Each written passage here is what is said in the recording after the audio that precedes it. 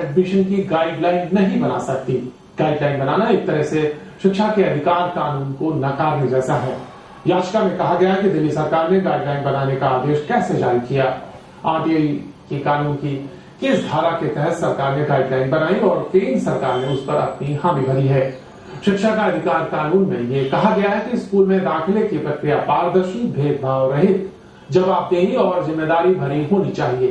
लेकिन सरकार ने गाइडलाइन बनाकर पॉइंट सिस्टम को तो खत्म कर दिया, लेकिन वर्गीकरण के नाम से वही चीज बाहर रखी है। इसके अलावा सोशल ज्यूरिस्ट की ओर से नर्सरी दाखिले में न्यूनतम उम्र सीमा 4 वर्ष का पालन न करने पर भी कोर्ट की अवमानना का नोटिस दिल्ली सरकार के मुख्य सचिव को भेजा गया है। 4 साल पहले गांगुली कमेटी की सिफारिशों के आधार पर कोर्ट ने दिल्ली सरकार को उम्र सीमा पर सख्ती से अमल करने को कहा था। तब सरकार ने हलफनामा दाखिल कर इसे लागू करने का भरोसा दिया था, लेकिन 4 साल बाद भी सरकार इस पर अमल नहीं कर पाई है। उम्मीद की जा रही है कि बुधवार को दिल्ली हाईकोर्ट गाइडलाइन मामले में सुनवाई करेगी। नर्सरी के दाखिलों के लिए गाइडलाइंस तो जारी हो चुकी है, लेकिन अभिभावकों की उलझन अब तक कम नहीं हुई है। दाखिलों के लिए फॉर्म मिलने की तारीख तो 1 जनवरी तय हो चुकी है, लेकिन रजिस्ट्रेशन की तारीखें ज्यादातर स्कूलों में अलग अलग हैं।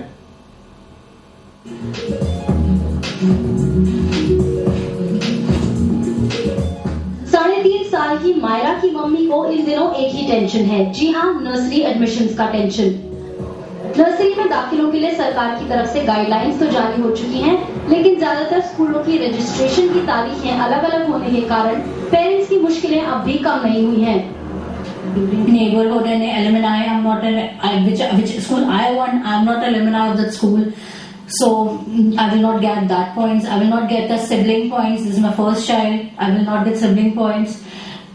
Neighborhood, I'm really keen on the neighborhood points. Maybe I can get some. I have 2-3 schools around, so maybe I can get to neighborhood points and the girl child points. So I'm just crossing my fingers and keeping quiet. Let's see what happens when the forms are out.